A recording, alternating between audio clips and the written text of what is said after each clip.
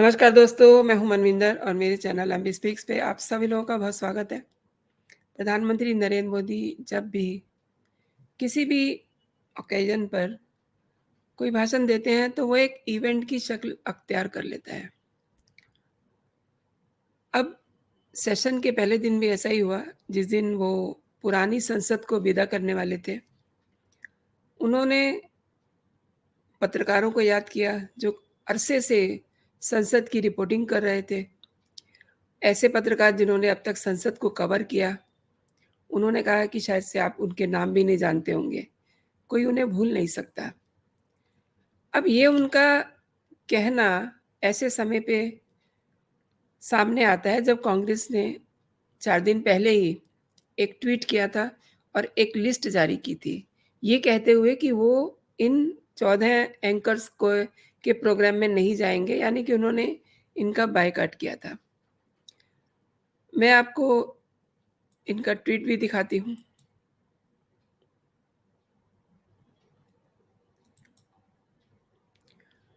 ये ट्वीट कांग्रेस के हैंडल से जारी किया गया है। इसमें वो कह रहे हैं कि हर रोज़ शाम 5 बजे कुछ टीवी चैनल्स पे नफ़रत का बाज़ार सजाया जाता है। ऐसे में आईएनडीआईए के गठबंधन ने तय किया है कि हम नफ़रत के बाज़ार में ग्राहक बन कर के नहीं जाएँगे, ब्ला ब्ला। इसके बाद उन्होंने एक लिस्ट भी जारी की। इस लिस्ट में कुछ नाम हैं, आप देख सकते हैं, ये 14 पत्रकारों की लिस्ट है। आगे बढ़ने से पहले मैं अपने आज के मेहमान को अपने साथ जोड़ लेती हूँ। मेरे आज के मेहमान हैं, आपके जाने-माने केसी गुप्ता जी। सर, स्वागत है आपका मेरे चैनल पे। धन्यवाद, नमस्कार, प्रणाम आपको और आपके दर्शकों को। सर, जैसा कि मैं अभी बात कर रही थी कि हमारे देश के प्रधानमंत्री ने किस तरीके के लफ्ज़ों को प्रयोग करके उन्होंने एक तरह से पत्रकारों को सम्मान दिया, उनको याद किया। लेकिन उनका सर ये कहना कि पत्रकार भी इस संसद का हिस्सा रहे हैं, ये ऐसे समय में उनका बयान आता है, उनका सदन में ये कहना कि पत्रकार भी हमारे साथी रहे हैं, उनको भी याद किया जाना चाहिए। जब आपको मैंने दिखाया ट्वीट और वो लिस्ट दिखाई 14 लोगों की, आप कहें तो मैं आज जो नरेंद्र मोदी जी ने कहा है, वो भी मैं आपको दिखाना चाहूँगी। जरूर। संसद के काम को ही उन्होंने रिपोर्ट किया है। एक प्रकार से वो जीवंत साक्षी रहे हैं। उन्होंने यहाँ की पल पल की जानकारी देश तक पहुंचाई, और तब तो ये सारा टेक्नोलॉजी अवेलेबल नहीं थी। तब वही लोग थे जो यहाँ की बात पहुंचाते थे, और उनका सामर्थ्य था वो अंदर की भी पहुंचाते थे और अंदर की भी पहुंचाते थे।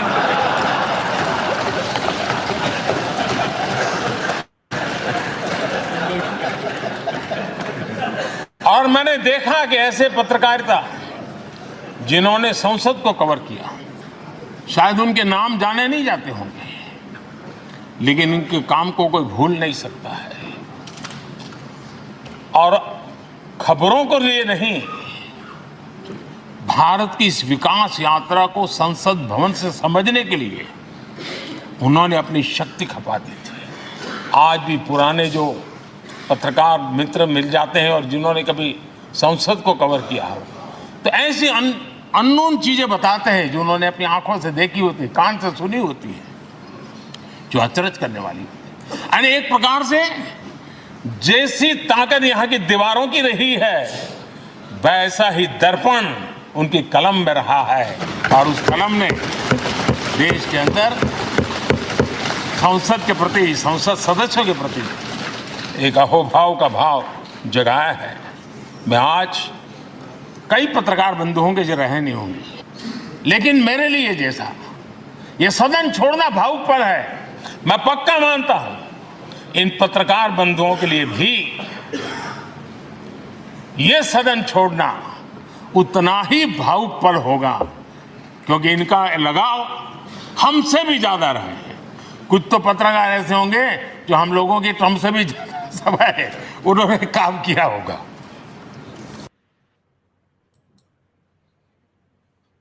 तो सर आपने देखा ये मोदी जी ने किस तरीके से पत्रकारों को सम्मान दिया है। जी।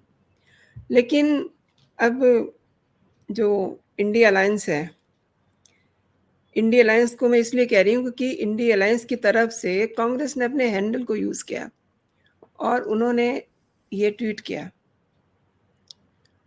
क्या कहते हैं आप? क्योंकि आपने प्रशासनिक सेवाओं में रहते हुए आपका हर दिन प्रेस से पाला पड़ता रहा है। हाँ, बिल्कुल, बिल्कुल। तो जो एक इंडिया अलायंस ने बायकॉट किया है। देखिए, ऐसा है, ये वाक़ई बड़ा दुर्भाग्यपूर्ण है, जी, क्योंकि एक तो ये कि लोकतंत्र का फोर्थ स्टेट कहते हैं प्रेस को।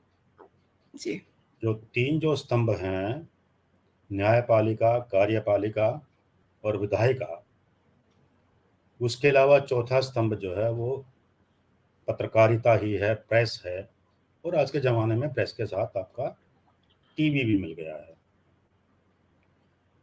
तो उसका महत्व लोकतंत्र की दृष्टि से स्वयं सिद्ध है, इसे बताया नहीं जा सकता।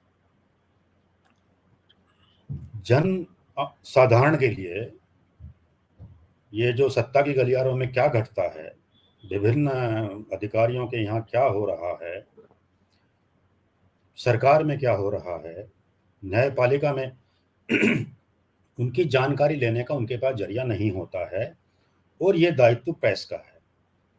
वही बता सकते हैं, बताते हैं कि वहाँ पे क्या हो रहा है, जो निर्णय लिए जा रहे हैं उसमें कौन सी प्रक्रिया अपनाई जा रही है, जो निर्णय हैं उनमें क्या खूबियां हैं और क्या खामियां हैं। निर्णय के बाद भी आप सब लोग बताते हैं उसके बारे में, अखबारों में संपादकीय छपते हैं, और जो टीवी चैनल पे वो अपनी बात तो बताते हैं, और पूरी वो जो बहस जिनका आयोजन करते हैं तो उसमें विभिन्न मुद्दों के सभी पहलू निकलकर सामने आते हैं। तो ये काम जो वो कर रहे हैं, इसमें उनके काम के महत्व का बड़ी आसानी से पता चल जाता है, और ये भी पता चलता है कि लोकतंत्र के लिए वो कितना महत्वपूर्ण काम कर रहे हैं।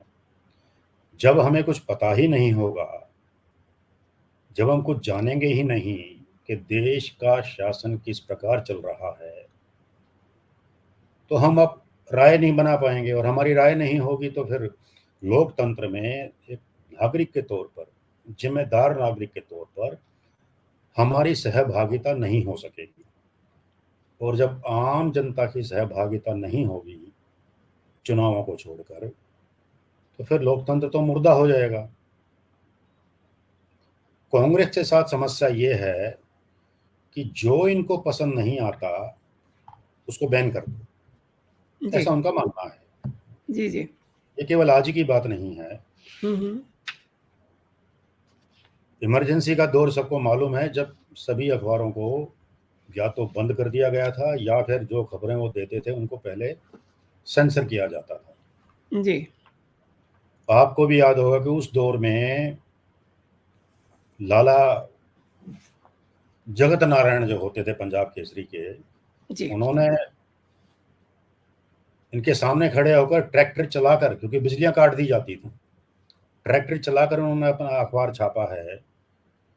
और इंडियन एक्सप्रेस एक दूसरा ऐसा अखबार था जो विद्रोही थे, जो उनके दबाए नहीं दब रहे थे।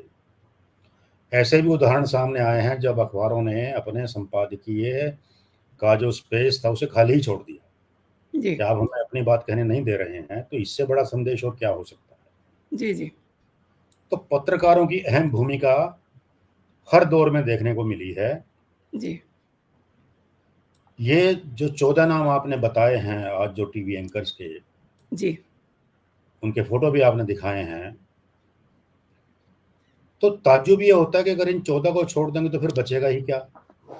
जी, आज देश के जितने बड़े टीवी चैनल हैं और जो सर्वाधिक लोकप्रिय एंकर उनके चैनलों में काम करते हैं, जो आपको सब प्रकार की जानकारी प्रदान करते हैं, आप कहते हैं कि साहब हम तो उनके प्रोग्राम में नहीं जाएंगे, वो तो कहते हैं कि साहब वो तो जो है नफरत का बाजार सजा रहे हैं। जी। ऐसा लगता है कि कांग्रेस के यहाँ नफरत के बाजार की परिभाषा यही है कि जो भी पत्रकार हमारे अपने एजेंडा को सपोर्ट न करे, जो हमसे चुभते हुए सवाल पूछे, और मोर स्पेसिफिकली जो सनातन या भाजपा या संघ उनके साथ जाने दुश्मनों जैसा व्यवहार न करे, तो वो इनकी दृष्टि में नफरत का बाजार सजा रहा है। जी। पत्रकारों का महत्व क्या है? मुझे लगता है कि सत्ता जाने के बाद भी जो दंभ जो बाकी रह गया, कहते हैं ना रस्सी जल गई, जी, बल जी। नहीं गया। एग्ज़ैक्टली। ऐसा लगता है कि पत्रकारों का महत्व जानते तो हैं, अनजान तो अज्ञानी लोग तो नहीं हैं, लेकिन इनका अपना जो दंभ है, जो घमंड है, जो एरोगेंस है, वो उस पर हावी है। इनको लगता है कि इनके कुछ एक अपने फेवरेट पत्रकार होंगे तो उनके बूते ही अपना एजेंडा चला लेंगे, जो मेन स्ट्रीम के पत्रकार हैं और एंकर्स हैं उनका बायकॉट करके भी। जी, जी। सर, लेकिन ऐसा एक चीज़ और है सर, जी राहुल गांधी जब भी विदेश जाते हैं, तो कहते हैं कि हमारे यहाँ लोकतंत्र हमारा जो है सुरक्षित नहीं है। अपने देश में भी जब होते हैं तो लोकतंत्र की हत्या हो रही है। ये जो प्रेस के साथ कर रहे हैं, मीडिया के साथ कर रहे हैं, ये चौथा स्तंभ है मीडिया हाउसेस। तो ये हाँ, बिल्कुल। जब आप पत्रकार जो है चौथा स्तंभ है, और इस तरीके से ये खुद ही गला घोट रहे हैं, और हर समय इनके पास और कोई लफ्ज़ नहीं है लोकतंत्र के अलावा। लेकिन अब ये क्या कर रहे हैं? यही तो विडंबना है। आप नाम लोकतंत्र का लेते हैं, लेकिन जो जी, लोकतंत्र का एक अत्यंत महत्वपूर्ण संबंध है, स्तंभ है चारों जी, में से, उसका आप बायकॉट करते हैं। जी, उसकी बात आप सुनना नहीं चाहते, आपको पसंद नहीं आता। और फिर जो अलायंस आपने बताया उसमें आप जो है डेमोक्रेटिक शब्द था, फिर शायद उसको डेवलपमेंट कर दिया इन्होंने, जी, जी, INDIA। जी, जी, जी, इंडिया अलायंस। इनकी मानसिकता, इनकी मान जैसा पता भी है लोगों को, इनकी जो मानसिकता है वो मूलतः सामंतवादी है, फेडरलिस्टिक। जी, तो वहां पे किसी भी किस्म की विचार भिन्नता या मतभेद के लिए स्थान नहीं है, और यही ये लोग कर रहे हैं। हालांकि लोकतंत्र का एक लक्षण ये भी है, हुँ, हुँ। अब वो पहले वाले जमाने तो रहे नहीं। जैसा हम बात कर रहे थे कि अभी इमरजेंसी के दौरान में जिस तरह से पूरी प्रेस का गला घोंट दिया था, लेकिन वो उस दिन दौर भूल में गए भी ये ऐसे ये पत्रकार वो दिन भूल गए हैं ये। जब भी इन्हें लगता है कि अब कुछ नहीं कहने को है, तो ये मोदी सरकार की आलोचना करते हैं, मोदी की आलोचना करते हैं, जो योजनाएँ चलाई होती हैं, उन पे सवाल उठाते हैं, और जब इनसे टीवी चैनल्स पे सवाल किए जाते हैं लोकतंत्र को लेकर के, इनके भ्रष्टाचार को लेकर के, तब इनके पास कोई जवाब नहीं होता। क्या आपको लगता है इसीलिए ये इन 13-14 जो लोग हैं, अभी ऐसा भी सुना जा रहा है कि एक लिस्ट और आ रही है, उनको भी ये जी बैन करने वाले हैं? जी हाँ, तो हम बात कर रहे थे कि जो वो काला दौर था लोकतंत्र का, जब हुँ, प्रेस का हुँ। गला घोंटा गया, अदालतों का गला घोंट दिया गया, नागरिकों के जो मौलिक अधिकार थे वो भी ले लिए गए। हुँ, हुँ। लेकिन उस काले अध्याय में, उस अंधकारपूर्ण युग में भी कुछ ऐसे बहादुर पत्रकार थे जो दबे नहीं, जी। झुके नहीं, खड़े रहे, डटे रहे, अड़े रहे। हुँ, हुँ। लेकिन आज तो बिल्कुल अलग है। आज मेन स्ट्रीम जर्नलिज्म के अलावा सोशल मीडिया एक ऐसा सशक्त माध्यम बन के उभरा है जो असलियत सर्कुलेट कर ही देता है। जी। हालांकि सही चीज के साथ साथ वहां भी कचरा भी बहुत चलता है, लेकिन कम से कम पढ़ने देखने वाले को भिन्न-भिन्न पक्ष एक ही मुद्दे के मिल जाते हैं, तो ऐसे में आप अगर बायकॉट करेंगे भी तो आपकी बायकॉट की नीति कामयाब नहीं होने वाली। जी। तो अभी तो 14 की लिस्ट आपने दिखाई है और साथ में आपने बताया कि भई एक लिस्ट और आने वाली है। मैं तो सोच रहा था कि 14 को ही अगर आप बायकॉट कर देंगे तो फिर बचेगा क्या? और अगर एक और लिस्ट आप बैन करने वालों की ले आएँगे, जिनको आप बैन करेंगे, तो फिर तो सारा ही मामला साफ हो जाएगा। फिर मेन स्ट्रीम मीडिया में आपकी बात को जनता तक ले जाने वाला बचेगा क्या? इस लिहाज से इनका ये कदम मुझे तो आत्मघाती ही लग रहा है। जी, सही कहा आपने। और ये मतलब इनके पास सब कुछ नहीं होता, तो ये सरकार को कोसते हैं। असल में ये लोग इतने बौखलाए हुए हैं, लगातार देश के जो प्रधानमंत्री हैं, उन्होंने मून मिशन जो है वो कामयाब किया, चाँद पे लैंडिंग करने में सफल रहे। सबसे बड़ी सफलता वो मोदी जी के लिए भी है, देश के लिए भी है, दुनिया बहुत खुश है उसके लिए, लेकिन इनको उसमें भी कमियाँ दिखाई दे रहे हैं। ये आज भी सदन में इन्होंने ये कहा है कि ये हमारे दौर से चला आ रहा था, उसका नाम कुछ और था। वो चलिए एक अलग बात है, लेकिन हर चीज़ का श्रेय ये लेना चाहते हैं। अब G20 हुआ है, उस पे भी इन्हें कई ऐतराज़ हैं। तो इन्हें जब कुछ नहीं मिला तो इन्होंने सोचा कि हम मीडिया का बहिष्कार कर देते हैं। ये 14 लोग हैं, इनको हम बहिष्कार कर देते हैं। इससे क्या इनकी बात बन जाएगी? बिल्कुल नहीं बनेगी।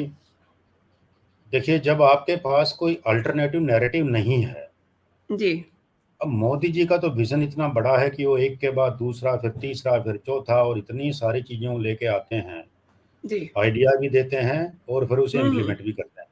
जी, बिल्कुल।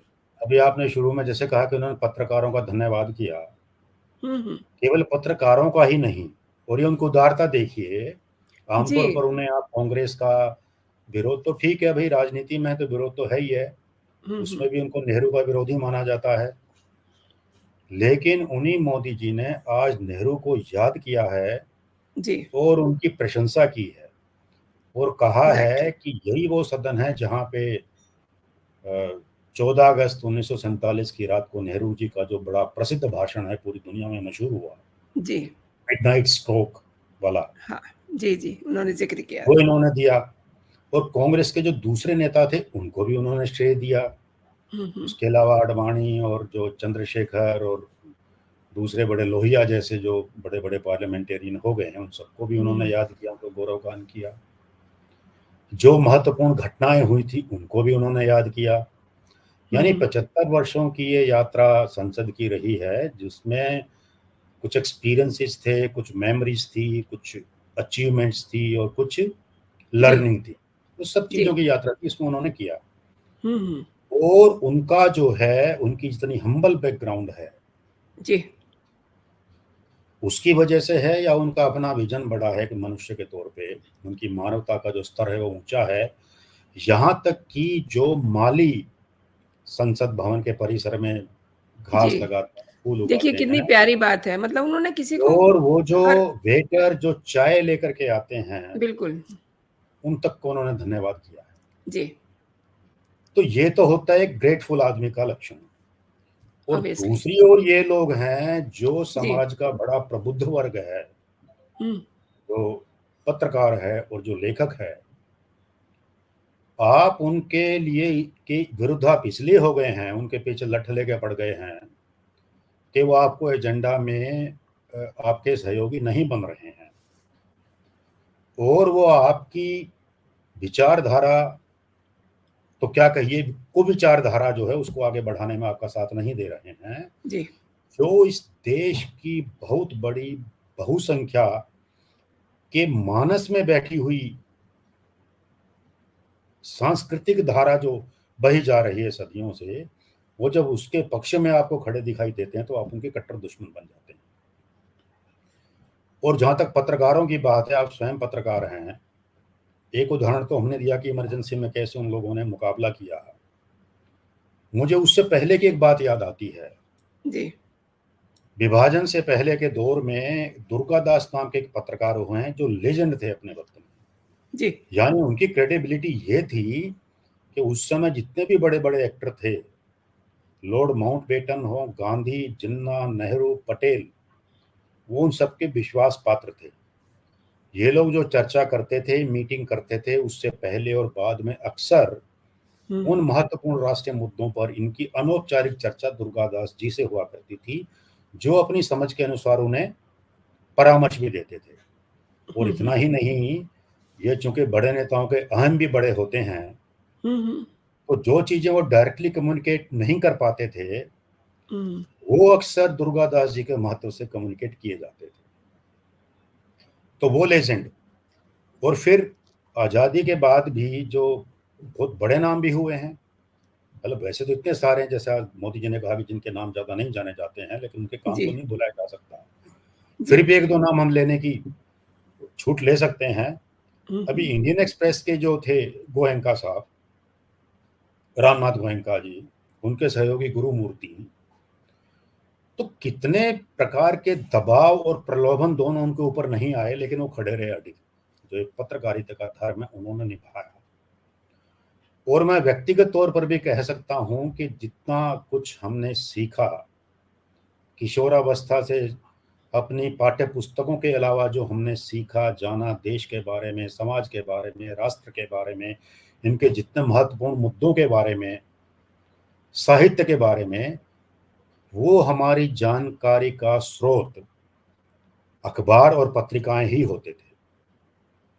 सिविल सर्विसेज का एग्ज़ाम जो हमने दिया है, उसकी तैयारी के लिए जितना योगदान हमें इन अखबारों से और पत्रिकाओं से मिला, इतना किसी भी और स्रोत से नहीं मिला। तो ये महत्व है। मतलब लोकतंत्र के प्रहरी तो वो हैं ही हैं, उसके अलावा जिनको फॉर्मल एजुकेशन मिल भी रही है, लेकिन उनके सोच विचार के दायरे को विस्तृत करने का काम, उन्हें राष्ट्र की और देश की और समाज की महत्वपूर्ण समस्याओं के प्रति जागरूक करने का काम ये पत्रकार करते हैं। तो जब आप उनकी भूमिका को नकार देंगे, बॉयकॉट करेंगे, तो मेरे ख्याल से तो वो अपनी कब्र खोदने के समान है। एक और बात है, आपने आज प्रधानमंत्री जी को देखा सदन में बोलते हुए। उन्होंने, जैसा कि आपने अभी टच भी किया, कि सभी जो पूर्व के बड़े नेता थे, सबको उन्होंने बस सम्मानित तरीके से याद किया। बिल्कुल। तो आपको कहीं ये मिसिंग नहीं लगता कि जब देश की कहीं अचीवमेंट होती है, उसे कोई उपलब्धि मिलती है, लाइक मून मिशन देखिए, जी20 देखिए, मतलब हम हाल की उपलब्धियों जी, को देखते हैं, पीछे की जाने जी। दीजिए। तो इनको कभी ये नहीं लगा कि हम भी खुले मन से प्रशंसा करें? मैंने तो कभी नहीं सुना। उल्टा हाँ, ये नहीं, मीन बयान मेख देते हैं, निकालने की ट्वीट कर आदत है। देंगे कि नहीं, मीन मेख निकालते हैं हम। मीन मेख निकालते हैं क्योंकि राजनीतिक प्रतिद्वंदिता है, और पता नहीं क्यों इनको व्यक्तिगत तौर पे अपने मोदी जी से इतना विरोध क्यों है, उनके प्रति अपनी घृणा को छुपा नहीं पाते हैं, उनके बारे में जैसे-जैसे शब्दों का प्रयोग करते हैं। ये आज की बात नहीं, कभी की है विरोधी दलों की, कोई उन्हें मनोरोगी कहता है, कोई कुछ कहता है। खुद मोदी जी ने इन बातों को कहा है कि उनको किस तरह का ट्रीटमेंट ये लोग देते रहे हैं। और अ, जब ये प्रधानमंत्री नहीं भी थे, उनको कभी उनको बिहार में आने से रोक दिया गया, कभी उनको जब वो अमेरिका जाना चाहते थे, वहाँ पे उनको वीज़ा ना मिले, इस तरह की वहाँ पे बंदोबस्त कर दिए गए। जी। तो तब वो लोग कर रहे थे। आज भी जैसा आपने ज़िक्र किया कि विदेशों में जाकर के भी वो जो उनके विरुद्ध बोलते हैं, विश्वमन करते हैं। तो एक तो राजनीतिक विमर्श का जो स्तर है, वो नहीं बहुत सर, नीचे इन लोगों ने मैं गिरा दिया। 1 मिनट के लिए आपको रोकती हूँ। राजनीति में एक-दूसरे पे आरोप-प्रत्यारोप लगाइए, लेकिन अब ये लोग एक व्यक्ति को अ, नफ़रत करने की कोई वजह नहीं है, कर रहे हैं तो उनका बिज़नेस है ये। लेकिन ये देश के भी मान-सम्मान को आहत कर रहे हैं, ऐसा करके। ये अपने कुंठा में वो सीमा रेखा भूल गए हैं ना, अपने राजनीतिक प्रतिद्वंदी की आलोचना करना, ये विपक्ष का काम है, आप ज़रूर करिए। और व्यक्ति के ना करके बल्कि उनकी नीतियों की करिए, उनके कार्यों की करिए, जो उनके फेलिंग्स हैं, 100 जी। जगह तो सही कोई भी नहीं हो सकता, सभी कामयाब नहीं हो हाँ, सकते। हाँ। तो जो उनकी फेलिंग्स हैं, जो उनकी फेलियर्स हैं, असफलताएँ हैं, उनकी आप आलोचना करिए, बात समझ में आती है, वो लोकतंत्र के लिए स्वस्थ परंपरा है। हुँ, हुँ। लेकिन जब आप उनसे हट के पहले व्यक्ति की आलोचना करें और उसमें इतने अंधे हो जाएँ कि व्यक्ति की आलोचना करते-करते कब आप वो सीमा रेखा को लांघ गए हैं कि आप देश के भी विरोध, आप वहाँ पे एक पाकिस्तान के ने जब यहाँ पे हमारा आतंकवादी इतना हमला किया प्रचंड, उसके बाद जो हुँ, हुँ। कार्रवाई की, तो फिर आप उसके सबूत माँगने लग जाइए कि साहब बताइए सबूत क्या है? देखिए देखिए तो जो लोग इस हद तक जा सकते हैं, अब देश की उपलब्धियाँ हैं, चंद्रयान है, ये खाली मोदी जी की अकेले की उपलब्धि नहीं है, ये ना केवल अकेले इसरो की है, बेशक फ़ोरफ्रंट में वो थे, सबसे आगे वो थे, लेकिन अल्टीमेटली तो ये पूरे भारत राष्ट्र की उपलब्धि है। जी। वो चंद्रमा की सतह के उस हिस्से पे गए हैं, जो उनका दक्षिण ध्रुव है, जहाँ पे आज तक दुनिया का कोई भी देश नहीं जा पाया। जी, बड़े से जी। बड़ा देश, उन्नत से उन्नत देश नहीं जा पाया। तो इसमें जहाँ पे हर भारतवासी को गर्व है, इन्हीं लोगों को तकलीफ है। क्यों? कि भई वो बोलते हैं कि शुरुआत तो इसकी हमने की थी, चलिए ठीक है की होगी। हालाँकि लोग ये भी कह रहे हैं भाई इसरो तो 66 में आया है और वो कह रहे थे कि साहब 46 में ही उन्होंने एक कमेटी इस संबंध में कोई बनाई थी। बहरहाल, ये भी सच है, लोगों ने देखा है कि किस तरह से विक्रम साराभाई के समय में साइकिल पे रॉकेट के पार्ट्स ले जाने को मजबूर होना पड़ा था। जी, जी। आप उस विवाद में न भी जाएँ, मैं कहता हूँ छोड़ दीजिए। तब जो संसाधन थे, अरे भाई सब कुछ करके, सारी मुश्किलों को पार करके कितनी बड़ी उपलब्धि अगर देश ने हासिल की है, तो उसपे गर्व कीजिए। जी। उसमें पॉलिटिकल पॉइंट स्कोर करने की कोशिश नहीं कीजिए, क्योंकि अगर आप करेंगे तो अपनी मुँह की खाएँगे, लोग सब समझते हैं। ऐसे एक और बात जी20 एक और बात है, ऐसे बात हम जी20 पर हम लागू होती है। हम 18 सितंबर की बात करते हैं। 18 जी, सितंबर 2023 प्रधानमंत्री संसद में आते हैं। वो सच में उसको एक मंदिर की तरह मानते हैं। इसीलिए जी हाँ, उन्होंने बिल्कुल। इतनी भावुकता से आज उन्होंने जो अपना भाषण दिया, उनकी एक-एक लाइन में भावुकता थी। इसीलिए उन्होंने पत्रकारों का भी सम्मान किया हुँ, और वो सम्मान करना जानते हैं। सर जिस समय अगर वो थोड़ा कहीं लेट हो रहे हैं, किसी का भाषण चल रहा है, तो वो वहीं रुक जाते हैं। जी, क्योंकि एक प्रोटोकॉल होता है, दूसरे का भाषण जो है अफ़ेक्टेड ना हो और ये जी। संसद में संसद एक मंदिर है, वहाँ पर ऐसी-ऐसी बातें करते हैं। हाँ, दिस इज़ द लोकतंत्र का डिफ मंदिर है। This is the difference actually है ना? जी हाँ, पीएम जी हाँ, नरेंद्र बिल्कुल। मोदी में और इंडी अलायंस में। आप देखिए, भी जब वो देखते हैं पहली बार इसको गए थे 14 में चुन के जी। जब वो संसद में गए थे, तो उन्होंने हॉल में प्रवेश करने से पहले संसद की सीढ़ियों को, पहली ही सीढ़ी जी, को अपना माथा टिका करके प्रणाम किया था। जी, और आज उन्होंने उस बात की याद करते हुए कहा कि ये भारत के लोकतंत्र की शक्ति है कि जो आदमी कभी रेलवे प्लेटफ़ॉर्म पे चाय बेचकर अपना गुज़ारा करता था, जी, वो आज इस स्थान तक आ गया है। जी, तो ये लोकतंत्र की शक्ति है और संसद उस लोकतंत्र का मंदिर है। जी। लेकिन जब आप अपने अ, छिछोरेपन में, हुँ, हुँ। अपने घमंड में हुँ, हुँ। ऐसी हरकतें करेंगे कि वहाँ पर आँख मारने जैसा काम करेंगे जैसे जी, जी। सोधे हों, दैट इज़ व्हाट तो आई एम उस सेइंग। लोकतंत्र के मंदिर का आप कितना सम्मान कर रहे हैं, वो 1-2 हरकतें आपकी बता देती हैं। बिल्कुल। और जैसा अभी हम कह रहे थे कि आप एक व्यक्ति के विरोध के चलते-चलते जब देश का ही विरोध करने लगते हैं, तो ये दुर्भाग्यपूर्ण है। सर आपने निक ऑफ द टाइम में मेरे शो में आना स्वीकार किया, मेरे लिए समय निकाला। आपका बहुत-बहुत धन्यवाद। नमस्कार। धन्यवाद, थैंक यू, गुड नाइट।